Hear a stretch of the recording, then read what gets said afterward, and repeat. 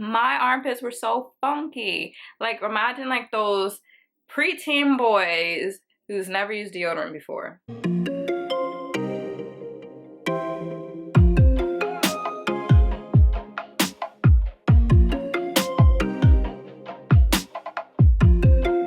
Hey y'all, this is Fancy Rebel back again with another video. And as you can tell by today's title, we're gonna be talking about parenthood. So since I'm a mom, right? Since I'm a mom, I think I know a little bit about taking care of a child. I mean, my child's still alive, right? So obviously I'm doing the damn thing. So in today's title, like it says, we're gonna be talking about 5 things they don't tell you about postpartum. So number 1, they don't tell you that your boobs are going to swell so bad that the touch of anything, just a thought of air brushing against your nipples is going to make you cry. Like, I did not expect to seriously have these 2 watermelons on my chest that were so hard after having a baby, and then having your nipples look like fucking tar. Like, I knew that your nipples get darker, but I know nobody told me it was literally going to be pitch black. I've never expected that. And then trying to latch a baby onto these hard ass boobs. Whew. When I tell you, if I could punch a baby in the face, that would have been the time to do so. I had never experienced pain so bad. Number 2, they don't tell you that after having a baby, that first pee, fuck the poop right now, pee hurt so bad. I was sitting on that toilet, I want to say for like 5 minutes. I want to say 5 minutes max. 5 minutes. When I took that pee after they took the whatever shit, when they took that thing out and they had me go sit on that toilet and pee right after having her, it filled up the whole toilet. She said, stop peeing mid-pee. Let me flush it so you can continue. I didn't know you could hold so much fluids in your body. Like, that was ridiculous. And then like someone, they were like, use that little squirting thing. That was my best friend. That warm water hitting that when I was peeing, because my baby split me. Her little head too. Like, they said she was on like the 2 percentile for her head, but she tore me to a 4th degree tear. So having stitches down there on top of trying to pee, on top of trying to take care of a baby, like, I was a hot mess.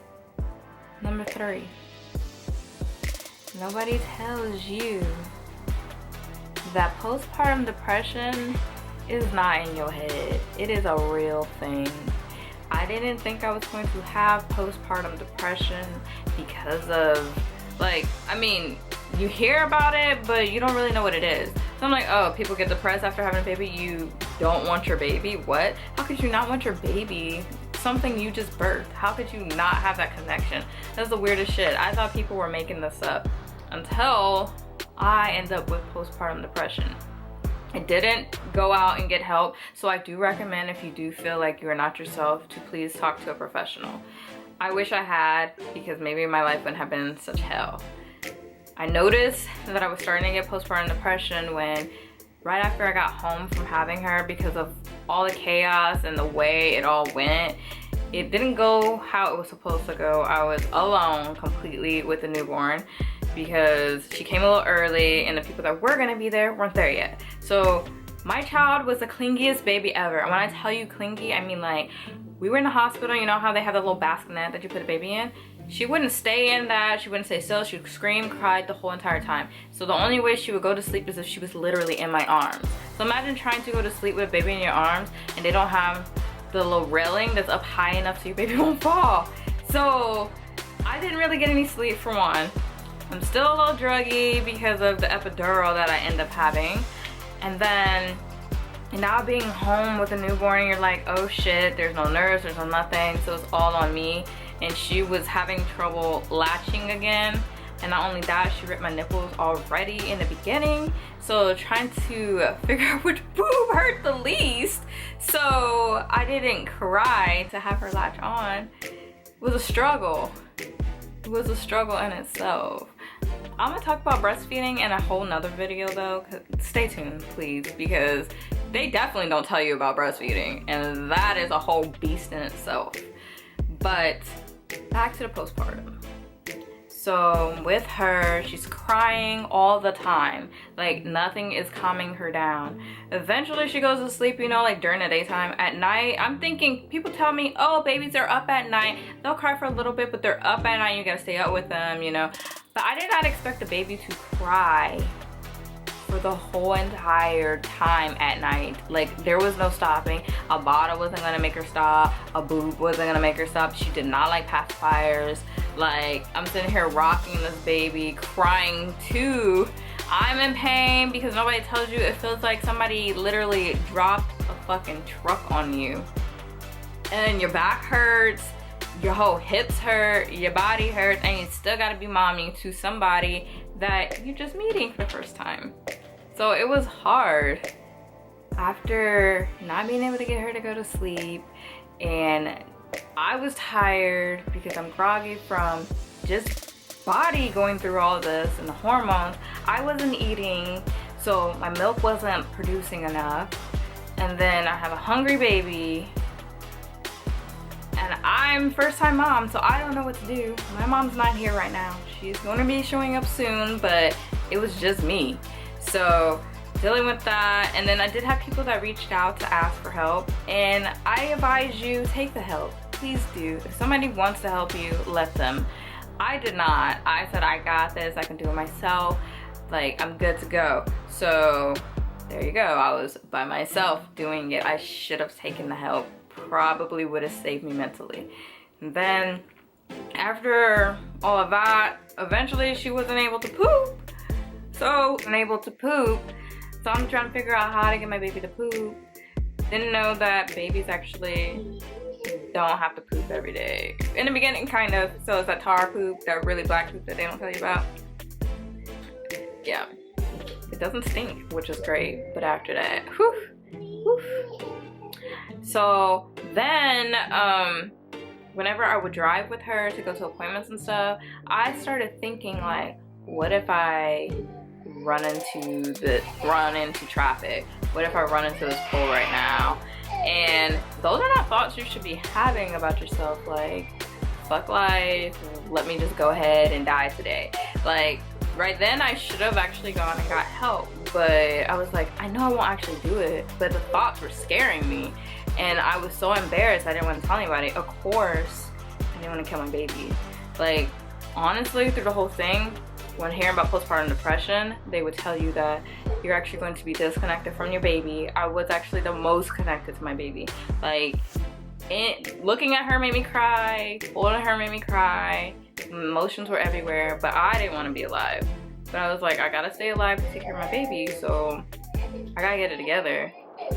My hair was falling out. People don't tell you that too.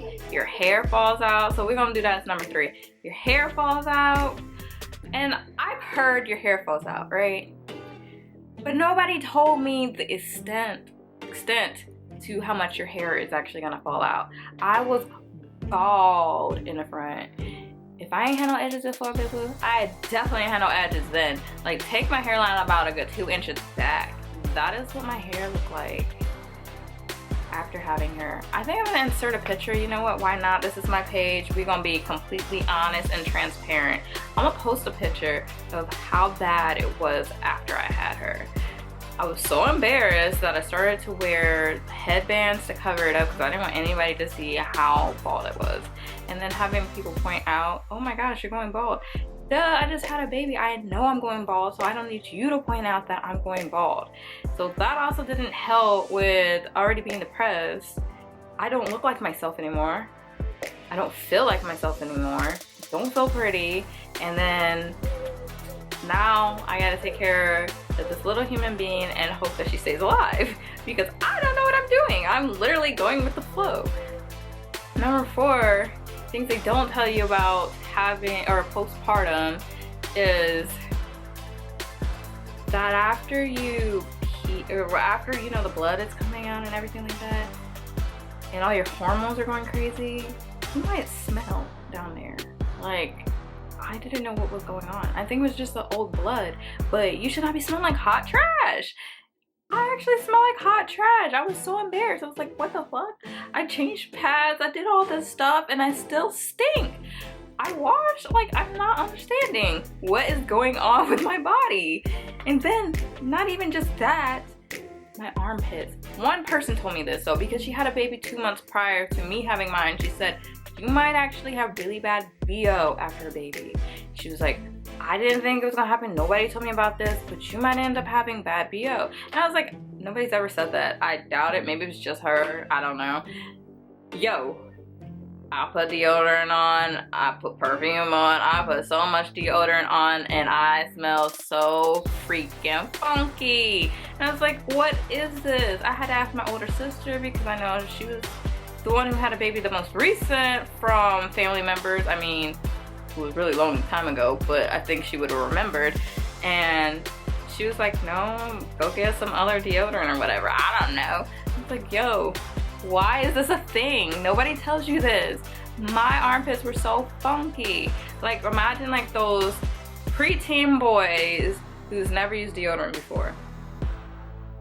That's what they was smelling like, okay?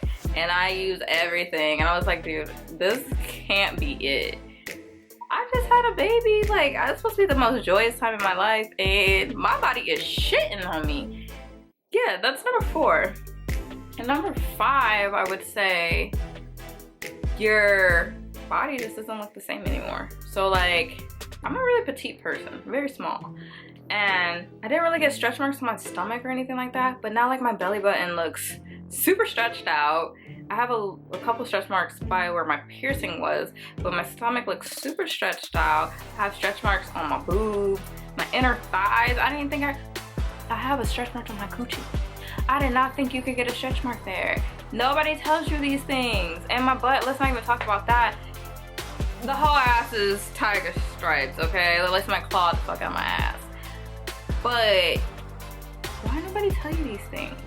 So I'm here to let you know, your body is not gonna be the same after having a baby. I don't care what nobody says. I don't care how much work you get done. Your body is just not gonna be the same. And you're just gonna have to embrace it. You had a beautiful human being who came out of your body, whether it's vaginal or C-section. You had a beautiful human being who came out of your body. Your body went through all those turmoils and all the stress for 9 months, 9 to 10 months, unless you had a preemie, you know what I mean. But your body went through all of this to give you that, the best gift of life. So don't even worry about it. You embrace it. You can't go back, right? So embrace it. That's all you can do. As long as you're confident with your skin, that's all that matters.